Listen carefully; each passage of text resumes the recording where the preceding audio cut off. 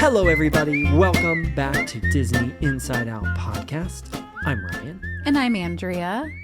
And we are taking a trip back to the 90s to, way back when, to do another sitcom episode of sitcoms that went to Disney World. Yes. And this time we're taking a trip with the family from Family Matters. Yes.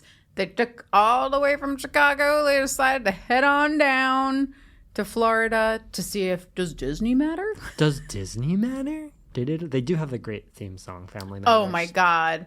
It's so good. Yeah. Because it's like what we parody now, and they were doing it in complete earnestness back and it then. works though. I'm like, this is what, it just works. Like, I watch it and I'm like, I don't feel like it's cheesy. I love it. This brought back so many memories. As we discussed, this was on TGIF. Thank God it's Friday. This was a TGIF show. Mm-hmm. When I used to go to my divorced dad's house on Friday and watch TGIF, right. Then 2020 with Barbara Walters and You could stay up and watch one story about murder. Yeah. But Family Matters you watched also, right? Yeah, I was going to ask you, if you was one that you watched regularly. Absolutely. In comparison to Full House, and I was thinking about this, I know every episode of Full House. I can see it and be like, oh, it's this one when they do this. Family Matters is not as, doesn't live in my mind that way. When I do see them, I'm like, oh, I remember seeing that one. But it's weird. I was trying to think, why don't I remember that one as well as Full House? Because I do remember them both being on the TV, whether in reruns or whatever. And I thought, well, maybe Full House was just pushed a little more. Probably. I wonder if there's a racial aspect to it, honestly. And it was around earlier, I don't know. Yeah, it's funny. In the beginning with Family Matters, I wasn't in on it. And then later on, I watched it from maybe season 3 or 4 until the very end of it. Yeah. But Steve Urkel was a very present character in my childhood. Yeah, it's funny to how the show wasn't really about that, and then when Steve Urkel came in, he suddenly became the show. He kind of took over, and it was I don't even know if there were episodes without him at some point. Once he was, I can't imagine. It's funny because he is the Kimmy Gibbler. Yeah, there's some archetypes on this that that I see in a lot of sitcoms, the character Waldo, who is hilarious. Oh my God, Waldo is hilarious. But unfortunately, I was he's just that one type, he's the dumb friend. He's like Cody from Step by Step, if you remember, who I had a huge crush on Cody. And honestly, Waldo was serving a little bit. I was like, Waldo's pretty hot, not gonna lie. Yeah. Which we'll have to do an episode of Step by Step because I distinctly remember they also go to Disney World. I couldn't remember that one as well, so I'm excited to see that one. Even Family Matters, I had images that I was like, I remember this, but when I watched this, I was like, I didn't fully remember. So this was season 6 of Family Matters, episodes 22 and 23. They aired May 28th, 1995 and May 5th, 1995. Two-parter. And isn't it just they go to Disney? The name of the episode is I think it was just Family Matters at Walt Disney World. It was something very straightforward. Oh, we're going to Disney World, part 1. Yes. And we're going to Disney World, part 2. I have a thought about just in general the whole thing, but a little background of Family Matters, if you're not familiar. American television sitcom, originally was on ABC for 8 seasons from 1989 to 1997. Then it moved to CBS for its last season, which I didn't realize. It ended in 1998. It was a spinoff of Perfect Strangers, which I don't think I realized. Oh my God, because was Harriet, yes. I think? Yes, she was the character. She was the elevator opera, or think. Yes. Man, oh man, Harriet, that actress, she is, everyone on this show is phenomenal. Anyway, but I loved her. I loved Harriet. She was so funny. Yes. Perfect Strangers with Balky. Yeah. Standing tall on the wings of our dreams. Yeah, Harriet was the elevator operator, and I think Carl appeared in it too as a police officer, and then they just loved her character. The producers were like, let's make a show for her. And I think it was supposed to be about just her and the family. That was what it was. And then I think Steve Urkel kind of took over. But I forgot, in the early seasons, until season 4, there was a younger daughter named Judy in Family Matters. And then it says they just like retconned her. Like she just... Yep. I remember that. Gone. Then that actress later on was on Celebrity Rehab, unfortunately. Oh, really? Well, I know. That was probably traumatizing for a young girl to be on a show and then them to be like, actually, no. Yeah, like, how do you... I always feel for kids when they get cut from a show or show gets canceled or something, because it's, like, hard to process, like, hey... you're not going to be on this, and it's like to understand, well, was I not good enough? Like, was I, so many. Oh, yeah. Especially after, I know we talked about previously on the Full House one, and we'll probably talk about it on here too, that there's some spicy things that happen, but oh my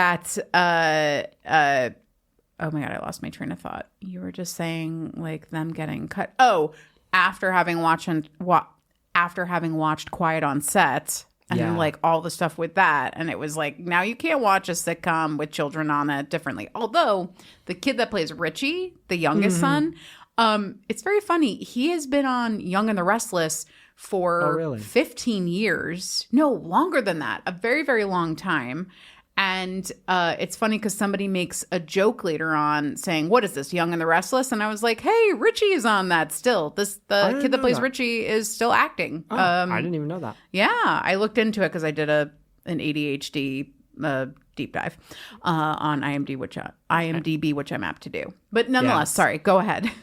The other fact about was Family Matters was the last live-action scripted primetime show that debuted in the 80s to leave the air. The only scripted show that started in the 80s and lasts longer in continuous production is The Simpsons.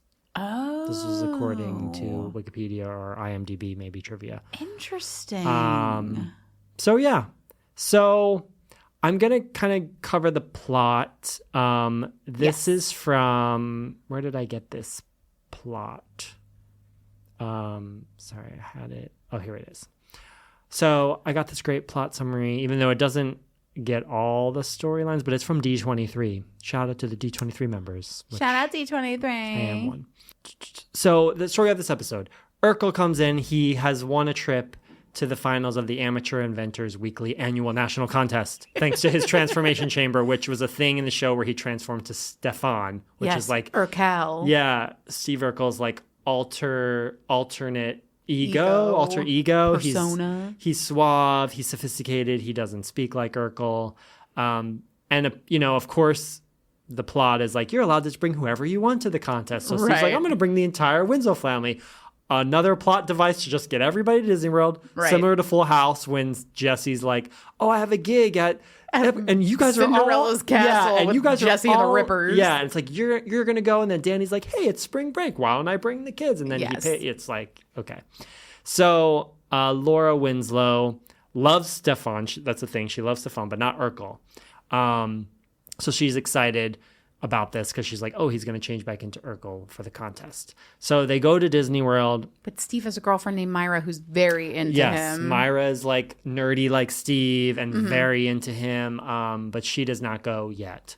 While at the contest, which is held at Epcot, another thing that I was like, Disney World doesn't host contests, but okay. Just real quick, when they go into Epcot, by the way, do you remember that there's like a robot and what he says?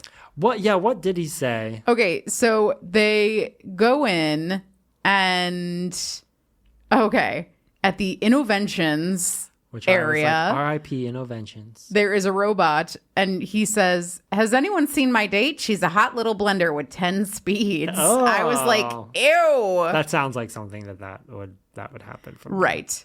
There's just stuff later on that I'm like, whoa.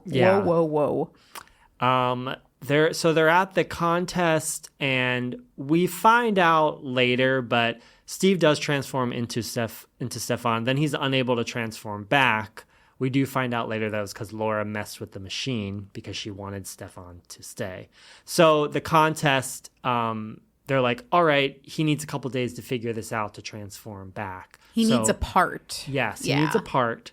So that's that sort of plot happening. Meanwhile, Carl is traipsing around the parks with Harriet and the rest of the family. His storyline is sort of that he becomes entranced by the magic of Disney World, and he's like, I'm quitting everything, I'm moving here, which partly relatable. I'm moving to Celebration. Yeah, he's like, I want to move here because this is so magical, and I just want to forget everything. Leaving the Force. Yeah, leaving the police force. A decision that by the end of the show is reversed because Harriet is kind of like, hey, you love your job, you can't leave. So back to Stefan and Laura also travel around the parks. Can I also... Sorry, are you just giving a general plot? I'm sorry. I'll do a general plot. And okay, I'll shut up. We can talk. No, I mean, if you... Andrea, shut up. I'm like, what did I say before this? So Stefan and Laura have been having romancing around the different parks. Yeah. And they're going to become engaged. So at the end of part 1, he proposes to her. We can talk about that at the castle, which I'm like, how, why, where, what, who, like, it literally comes out of nowhere. And meanwhile, Myra's back at home trying to call Steve Urkel, and she's like, he's not answering the phone. I'm going to Orlando. So she shows up and finds out he's going to be marrying Laura. She gets upset.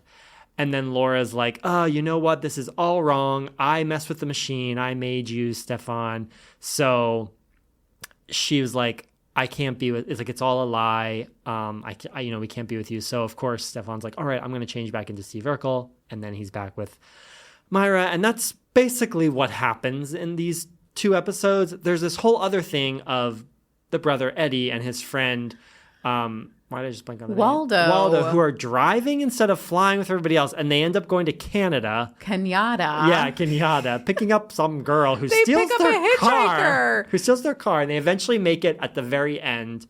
And I'd be pissed if I were those 2 actors, because you know what that means? They didn't get to go to Disney World. They got to go to Wilderness Lodge. That was it. Yeah. Yes. Oh my God. Yeah. So much stuff happens in here. So much that I was like, I just am seeing why I had to go to so much therapy later on as a child. I was like, there are love ideals in this episode that are very unhealthy. Yeah.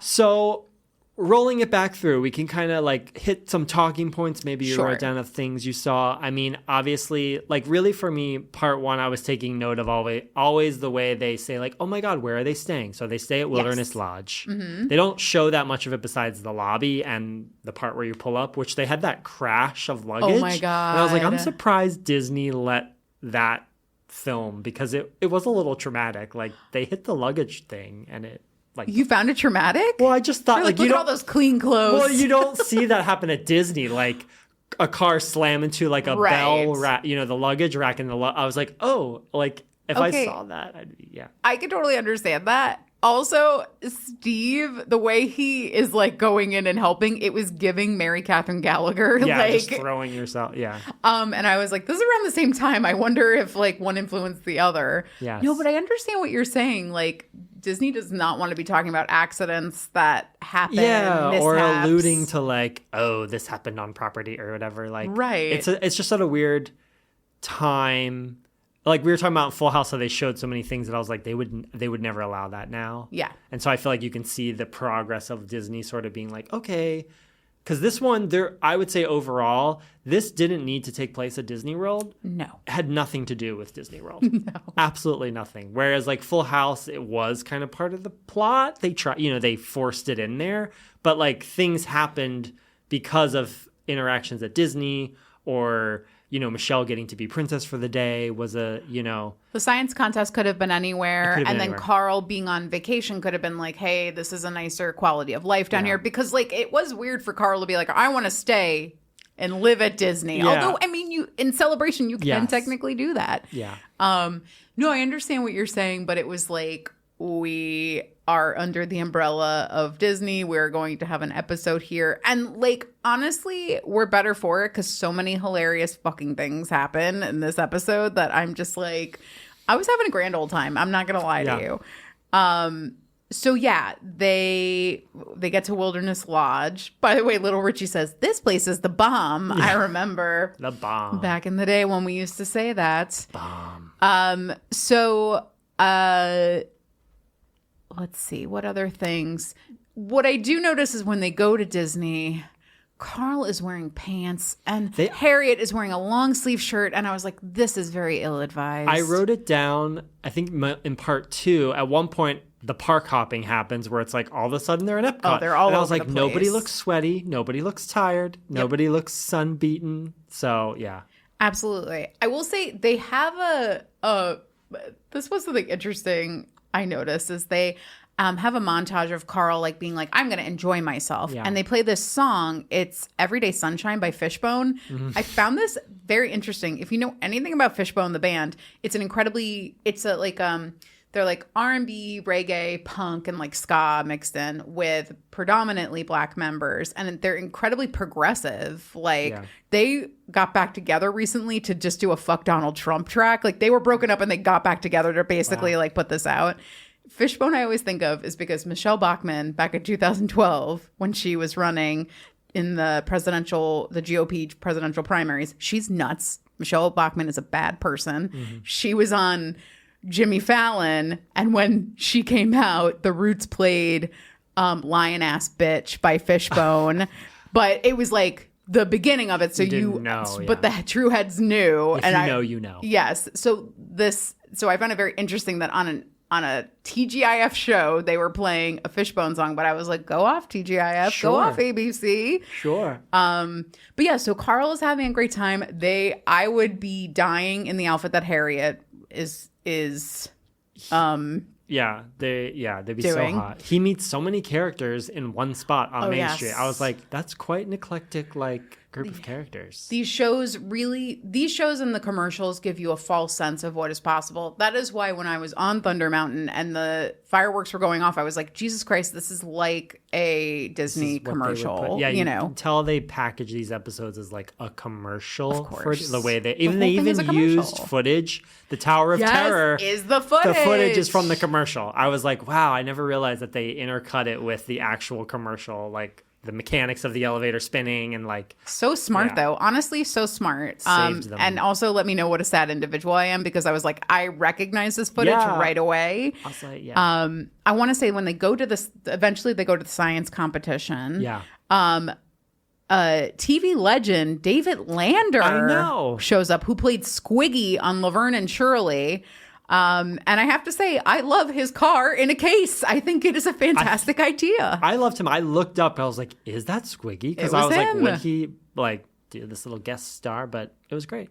I love that all of a sudden just like this man is a sitcom legend, you know? Laverne and Shirley is like one of the best sitcoms that's ever existed. Mm-hmm. So I love that. I've already said about the robot that makes the inappropriate line.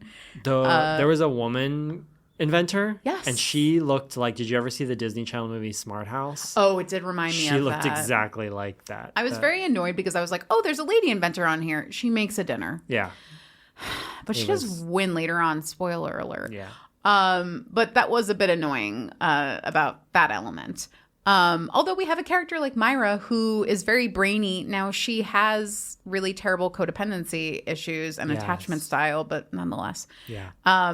But I just have here, Laura is horny for Stefan. Oh man. The two of them are horny for each other. And like the way that they kiss each other, I think it's in front of it's at Magic Kingdom. They have a part when they're like longingly looking into each other's eyes and they kiss. Reed and I were both like, oh my God. There was also a part before, like there was like a montage scene of like the family. I think Kiss the Girl was playing. Yes. And they went to Sci-Fi Diner, which I was like, ooh, they don't usually show sci-fi. I love Sci-Fi Diner. And then I was like, are they at Pleasure Island? When Stefan and they were up on this like thing alone, like a platform, and everybody, I was like, why are they getting this like unique attention? Yes. And I was like, I think must have been Pleasure Island. It was like a discotheque on Pleasure Island, which is now Disney Springs. Yeah. So eventually in that, so then, Eddie and Waldo are driving. Yeah. They pick up a hitchhiker. Yes. Her name is India. Right. Then and wasn't her reasoning because she's like, well, my real name is, what did she say? She's like, but I spend a lot of time in India. I was like, what a weird writing. Like, what a weird story. And then later on, she wants to get the guys to go skinny dipping. And I was like, what? Like, this is so bizarre. Again, very scandalous. And then steals their car. Mm-hmm. But yeah, again, I want to find out why they, those two actors, like, could they just not afford to bring everyone down? Like, or was it just because the storyline they had developed, like they couldn't develop one for them in the park? Right. So, but I would be so pissed. I mean, I'm hoping that they probably off camera spent time like having fun. Yeah, it looks like they eventually got down there. But yeah, maybe that was more enjoyable that they didn't have to work in the park. They could just go. Yeah. So eventually, like, Stefan and Laura are having their dates, and like, do we want to get to Cinderella's castle? Yeah, because all of a sudden he's bringing her, or she's being brought up by Cinderella. Out of, like, the scene just cuts to Cinderella, like, bringing her up. The editing is so weird. Yeah, and then all these people are standing there watching, and I was like, but what is happening? Like, why is she being brought up? At first I was like, oh, is this a dream sequence? Because it feels like that. Right. But it's not. And Stefan also, Cinderella doesn't just have a throne up there all the time. Stop. That's false advertising. Yeah. And then Stefan comes out and, he's got the glass slipper and is like, wants to get in a horse-drawn carriage. Yeah. And then the float that they get in, I was like, that looks like the Main Street Electrical Parade thing. So I looked it up, but I was like, it's not quite that. So I feel like they designed something specifically for it. Right. But it does look like... And the crowd is watching them. Yeah, because I was like, okay, at least in Disney, in the Full House one when it happens, the idea is that like Jessie and the Rippers are playing, even though they wouldn't book a band to play a magic. They'd be playing at Eat to the Beat. And even then, it's like that's for like, I feel like bands of the past versus like present popular bands. Yes. Like Sugar Ray or Tiffany or Taylor Dane. Yeah, you're seeing like, Taylor to my Wilson heart. and Phillips and stuff. Like they were there one time I was there. But yeah, so I was like, it's like everything is like unexplained. At least like the Full House one, there's like a reasoning. They quote try unquote. a little bit. Yeah, and this one it was just like, why are they up there? Why did they get engaged like that? Like I guess you're assuming that he arranged it. Stefan is this character. First of all, he's just like, he's all platitudes. Like he's love bombing Laura. Mm-hmm. Now I know he's this other like sentient being that's like not really existing, but I was like, where does the Riz come from? Like all this stuff. Here's also, we're kind of going to bleed into the second episode, is that he proposes to her in front of all of these people inexplicably. Then later on is sitting with Carl at, I think it's Rosie's All American on. Is that where they were? I think because so. I was like, either they're on Sunset Boulevard. I think they're on Sunset at that place, like right outside, like near Tower of Terror, rock and roller coaster. Which is I think it's Rosie's because they have a vegan lobster roll there that I really love. It's either Sunshine, right? That's like the one I was thinking. But I think you're right. I think it's the other. I should just look at a map. Yes, but yeah, go on. But I also want to say about that. So he tells. Stefan tells Carl that he wants to marry Laura. I was like, how did Carl not hear about this? Because everyone in Disney World and their mother and Carl's mother, who is a sassy lady, already knows about this. What I will say, we see it a bit throughout both episodes, but the looky-loos are egregious, and they are especially egregious during this particular scene. People are just openly looking, pointing, right? Because it's so obvious that Disney was like, we're not shutting down the park, right? We're going to have guests, yeah. And it was akin to like sometimes you see a Law and Order episode where they're just like, if you look way in the back, you can tell they're like, look, they're filming Mariska, I love you.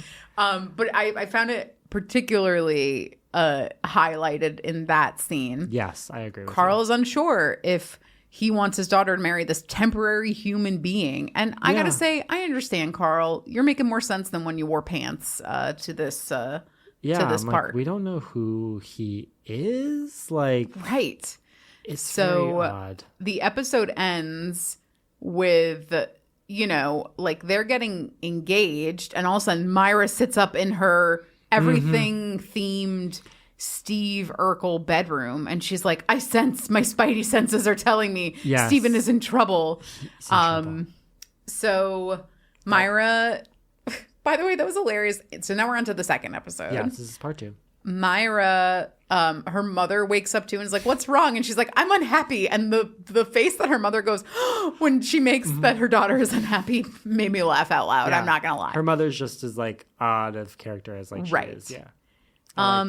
I just want to say, like, don't put all your eggs in one basket. I was going to say as a young person, but like, have your own thing. Yeah. Like, don't, it's just, there's so many things about this that I'm just like, oh, I think this is why I thought this was cool back in the day, because I watched too many sitcoms that were telling me that it's okay to be like obsessed with a guy and have his like picture. A shrine to them. Yeah. And it's creepy. Have your own thing. Be your own person. Be your own weirdo. That's why I tell my girls I nanny all the time. Like, and whatever happens, happens. Like, the love of your life, if you want that, will show up, you know? Yeah, we're still in the era of like, girls, you got to find a nice man to be your husband. Like that sort of like chase the romance. And be his number one cheerleader. Yes. And it's like, fuck that. Yeah. You're each other's cheerleaders. Yeah. You're each other's cheerleaders. And guess what? Cheerleaders actually work their asses off if you've ever seen American Sweethearts on Netflix. Or Bring It On. Or Bring It On. Yes, exactly. So I think that is interesting. Sorry, you go ahead. I feel like I'm taking over for hosting. No. I agree with all of that. When Myra comes back, then it goes back to the Tower of Terror. Yes. Which I did love that scene because they showed the cast member interacting the way that they usually do, which is they're like mean elevator operators. Although I thought it was funny that Carl and Harriet literally stand, like they're boarding the ride and they stand there and have this conversation. And I was like, you need to get on the ride. You need to be sitting down. There's a 3-hour line, especially at this point because the ride was so popular. It was 3 years old at this point, I think. And they're just standing there. And then when they all sit down, there's no like safety thing. There's no like, pull on the yellow strap. You know, we have to pull on the strap. The guy's just like, okay, and you go. What a terrifying actor he was. And I'm just like, I'm a character actor, but like that's a character actor. And that man just leans in. He's like, I am interesting looking and I'm leaning into this. I meant to look up if like he happened to actually work there and they like they hired. Because I feel like they would do that if it's, so many of the people that work there are probably actors anyway. And they, especially in that ride, they like that. So I was wondering, I meant to look up to see if I could figure out if they were. I do feel like there's some operators that they're just kind of down to business, but some of them will do that thing where they look through the... Yeah, they stare as the door is shut, and then they'll say something creepy right as the door's closed. Like, and one more thing. Yeah, like whatever. Yes, I love that. So, yes, they go in the Tower of Terror, as we mentioned. Mm-hmm. They have the actual footage of it in there. Yeah, then we see Eddie and Waldo get their car stolen. It's on the Tower of Terror where Carl's like, I want to forget everything and move too. Because then I feel like that's part of the screaming too. When the door opens. Yeah. Right. And then another, suddenly it's in Epcot and Stefan and Laura are I think they're in Italy. Getting their portrait done. Yes. Where they run into Myra. Yes. She gets off that double-decker bus. Which also I was like, a range of characters I don't think you see in Epcot unless you go to that like, I don't even want to say it's like hidden spot anymore because so many people know about it. But there's that one walkway. It's right by Sam Eagle's steak or whatever. Right. There's like a long pathway and it's not something that's published or announced, but they will bring characters in that pathway to train them. And so if you stumble upon it, you can go meet the characters and get your picture. And they'll be random characters from all over because they're like, it's a training spot. So it's not an announced thing. But if you see it, you can walk up to them and be like, oh my God. So the bus reminded me of that because I was like, I don't think you'd see all that assortment of, they're like Magic Kingdom characters in Epcot. Right. Just like when we were talking about the episode of Full House when Snow White is over in Adventureland. It's like, girl, this ain't your... We do heavy gerrymandering over here, and this ain't your jurisdiction. Yeah. She's like, I better get out of here before they kill me. I got past the electric fence. Yeah. Very smart. I only touched it once. I only pissed myself one time. The dress is yellow, though, so you can't tell. So then Laura and Stefan break the news. Like, Stefan is here to stay. Steven's not coming back. And Laura starts to feel, like, really bad. Then we go over to, like, the Morocco Pavilion. Right. And this is what I love about Harriet is she is just such a strong character, and she knows Carl so well that this is going to work on him because Carl mentions that there is like this theft ring back in Chicago that he had been following, and he's like, I need to get you a payphone, like he says that, and I was like, a relic of the past. And Harriet is saying like, oh, back at the hotel, your sergeant called and said the guy from that ring's getting let go, and she knows that being a police officer police officer to him is like so important. Yeah. And I just love their relationship together. I just feel like we were not seeing sitcom characters like Harriet. She had a lot of agency. She was so grounded. She was like the really like, let me bring you down to earth and remind you of what you love and why you wanted to be here. Like she kind of brings you back out of the chaos in a very warm, calm way. She also is just very much, I think, the kind of prototype of like, ooh, a judge that's like, I'll allow it, I guess, you know, later on that we kind of get. You respect her. Yeah. But like, don't bullshit a bullshitter, though. Like she's on to you, but you respect her, but she can be fun. Like, I don't know. Yeah, she's a really great actress and character. I also love that the grandmother is like a ball buster too. She was like, you're harshing our buzz, Carl. Okay, come on in and let's go have fun. And on Tower of Terror, in which he's like, I wrote it like 10 times. And he's like, that must be the record or something. And the guy's like, actually, sorry, somebody's wrote it like 13 or 16. And the grandmother's like, sorry, it's me, Richie. She's like, my inner ear can't be beat. I was like, at your age, I need to take Dramamine, you know? Right. So we go over then to, I noticed it was the gazebo over by like, this is where Pooh used to meet. It's behind in England. Yes. And Mary Poppins. Yes, Mary does Poppins a meet and greet, I think, there. I was trying to think, I was like, is that pavilion thing still there? Because I know the meeting Pooh is now inside one of the little building. Looks like Christopher Robin's bedroom. Yes. Mm-hmm. And then Mary Poppins is usually like against that like wall you could see in the or that building in the background. So I was like, do they still use that pavilion? Because for a minute I was like, wait, where are they? And then when the camera turned, I was like, oh, it's England. But she goes to the gazebo to have a think, I guess, and Steve follows her there. And luckily, it's a beautiful shot. Who would have guessed? And she confesses to him that she took the part, and that there's also another part when Laura says, oh, it's sad that Steve's not here. He would have really loved this. Yeah. And I was like, because sometimes Laura is a very I remember her being a pretty selfish character. Yeah, or just they could be really mean to Steve Urkel. Yeah. So I mean, they all can be, and he's just, he has a lack of boundaries. We should definitely discuss that, but he's a well-meaning individual. Yeah. So she confesses, and so they decide they're going to get the part and do the right thing. Yeah. And I appreciate that Urkel says at the end, I withdraw myself from this competition. Yeah.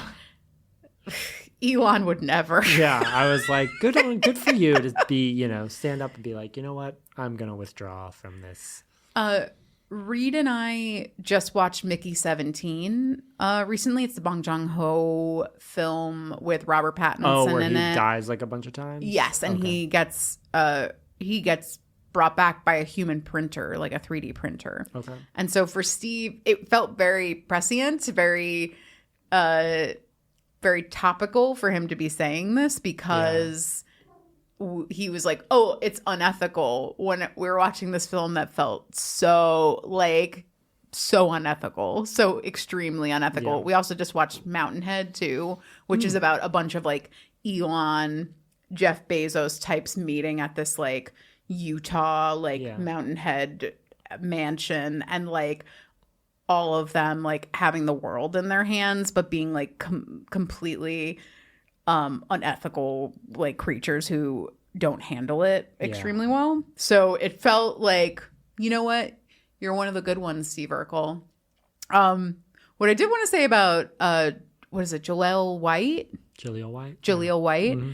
is so little factoid, Jaleel White and Carl Winslow, I forget his real name, they've both been on Dancing with the Stars. Oh, I don't think I realized. Jaleel White was on it when I was watching it more regularly. I've fallen off since then, but I kind of follow every once in a while. Yeah. He was on, and then the gentleman that played Carl Winslow was on, and this man is very elderly and was on for a good amount of time. He did a lot of walk dancing, but God bless him. Yeah. But I had heard that Jaleel White, who owns a weed company now, by the way. Okay. He had said that his voice got really messed up from doing Steve Urkel's voice for so long. I was wondering, because it is such a different voice. and very like, I don't know what he had to do to make that I was like, I wonder if there was somebody working with him to be like, hey, let's figure out how to do it without harming yourself. That would be now, but back then. They're like, do the voice. Like, if you ever hear about like the Teenage Mutant Ninja Turtles movie, like they were like suffocating in their costumes. It was like getting glued to their faces, you know? Like, I love that movie. I know. But it like was not too long after that this is happening. I'm sure nobody was I think he's spoken to that, like no one was really looking out for him, you know. They're like, do the funny thing that makes us the money. We don't really care about, you know. So, you know, that's something I think about now. And it's funny that like Stefan is like closer. I'm sure he was so happy to do Stefan because it's close. That's his voice. Yeah, it's probably such a relief. Yeah. To, you know, he's probably like, can we have more stuff? Maybe that's why they wrote him more in. I think it was just a popular like device to have him switch personalities. It was like, ooh, people love when he, you know, because he was so different. But yeah. The episode just kind of ends with it again. Like, I mean, Eddie and Waldo finally show up at Disney World. They're on the back of like a farm truck. Yeah. I was like, how did that get, you know? Don't hitchhike, because it looks like they hitchhiked too. And I don't remember the reason why they drove in the other film. I said something about saving money, maybe? I think so, yes. And I don't know. Just the concept that like Steve would go to a contest, and what is the contest paying for all those people to come? Because he's like, I can bring whoever I want. And I was like, okay. What is this, Star Jones bringing her family to Animal Kingdom during the 2003 Christmas parade? Yeah. It's just like, I don't know. But the episode ended and I was just like, well, I don't know. It just really felt like it didn't have anything to do with Disney. Like it could have been anywhere. They just were like, it's time for us to promote this park.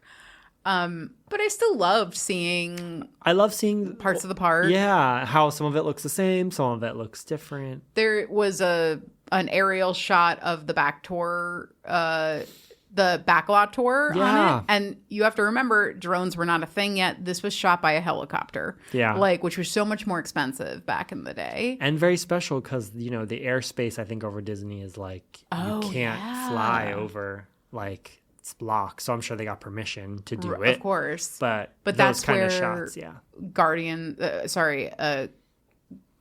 Galaxy's Edge is now, and I guess part of Toy Story Land as well. Yeah, I think just that whole back and like where the Monsters Inc. is going to extend into now. I think that occupies all of where the sound like the real sound stages were. Sad. Well, I think we should keep on doing these. This was super fun. Yeah, I want to do other ones. Like, I don't remember the step-by-step one at all, really. I actually remember it pretty well. I don't know. Well, one of the plot lines I remember. Mm-hmm. Maybe, should that be the next one we do? Yeah, we should do that one next. Let's do it. And then I know I want to do the middle, which is a later one. But they go, and I'm sure there's some other... Blackish goes. Does Roseanne go? Roseanne goes. Okay. That will be a... That'll be an interesting one. What an interesting episode. Maybe we can get Roseanne on. Oh, yeah. I'm sure she's... I think she's living in the basement of RFK Jr.'s house right now. Get them both on. Yeah, you know. Talk about public health at the parks. So Family Matters. Drink some raw milk with them. Yes. Family Matters at Walt Disney World. Just a little anticlimactic in terms of the Disney World, but with the plot, but it was fun. It was fun to see it. I mean, they're fun to watch. But I agree with you. Full House did a better job, but still enjoyed it. Let's see what Step by Step brings. Step by Step. Okay. Well, now it's time to turn to our Reddit rabbit hole. Okay. Bum, bum, bum, bum. Speaking of the environment with RFK Jr. Oh, God. You always have such good... When I do mine, I'm like scouring Reddit. I'm like, I have to find something good. But you always come with these ones. I was like, how did you find that? I'm just a really big loser, I think. I think it's because I'm just like a woman who's a really good detective. Don't ever try to get anything by me. I will find it. Mm-hmm. I went into Disney Planning subreddit, which I haven't been to a lot. Never. I found this one, and I found it incredibly relatable. Now, these people are talking about Disneyland, but let me know how you feel about this. Okay. This was posted about a year ago, and the title is, "The Park's Drinking Water is Nasty."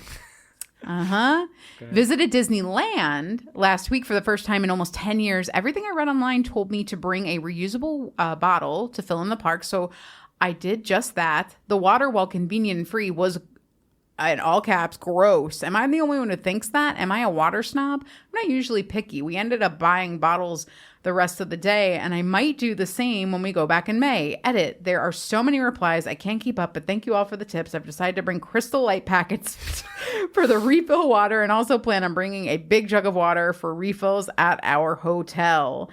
Somebody later on in this posted, I don't mind the taste of Disneyland water. Disney World water is awful, though. And somebody then replied to that, Florida tap water is pretty gross. It's not as bad on the east side, but mid-Florida and West Florida water tastes like they don't filter out the gator pee. They don't filter out the gator pee. I have had this issue. I don't remember it happening as much in Disneyland, although when I was in LA living there, I was like, this water is not as good as New York water. I've lived in New York my whole life. I've been drinking New York City tap water my whole life. It just does taste better than other places. I remember being in Norway and Sweden and being like, this water tastes weird here, too. Yeah. The water in Disney World tastes like sulfur. It tastes disgusting. I'm trying to think if I've tasted the tap water. Have you not? Well, so I'm trying to think because that's all I drink is water. So when I'm at the hotel, what I usually do is I usually go to like the CVS or whatever, like before, and get one of those like, for $5 have like 20 bottles of water because I'll be buying so much bottled water. It's like crazy because they're like $5. So I drink a lot of the bottled water, and then within the park, usually I'm getting, I guess, bottled water with the drink. So I'm trying to think of like where if I've ever had the tap water. I mean, I can't recall to a point where I would remember like, oh, that tasted bad. It tastes so bad. I guess maybe sometimes, Disney hands out like they'll have sometimes like the trays with the paper when it's really hot. The trays with the paper cups of water. Yeah, when it's like really hot and they just like offer it to people. And I'm sure I've had those, but again, I'm not recalling like a taste, and I don't know if those come from like a filtered thing. I think it's also being a New York water snob. Like our water is incredibly scrutinized because we live in New York City. Mm-hmm. And I just think, I wonder if it's because I have lived in New York my entire life and I'm so used to that water. You've had the chance to like move around a little bit. And I wonder if it's like not as present for you. Maybe this is my theory. I've had different types of water. So my body's just like, oh, okay. You've had all the microplastics. I've been across the U.S. Yeah, I have so much plastic in my brain. It's not just Mercury. Spoons. Yeah, I can't just make spoons from here. I can make a full cutlery dish set. I can give you a wedding present from my brain. Wood, silk. I can get you a nice shoe cubby from the wood in my brain. I will say I've noticed last time I went to Disney World, I went to that Walmart that's just outside the Super Walmart, which I was like, Jesus, that's how I know I've been in New York for so long, is I was like, the amount of real estate this place is taking up. And I went and bought a huge thing, a bottle of water. And honestly, we had to then supplement it by buying even more water at the park later on. And it's like Dasani, which is like the worst bottled water, but I would prefer it. Yeah. I noticed that when it's the room temperature one, at like the refill stations, you really taste the sulfur then. If it's cold, it's not as recognizable. But I'm also just very sensitive to smell and taste. So, and I'm a person who like, I'm not a Poland Spring like snob. Yeah. Like I'll drink I drank out of the hose when I was a child. You know what I mean? Like it's, Yeah. But it was a thing for me. I think the sulfur is used to actually try to like adding some kind of protectant to the water or something. Because I remember going to Bonnaroo and it tasted like sulfur there too.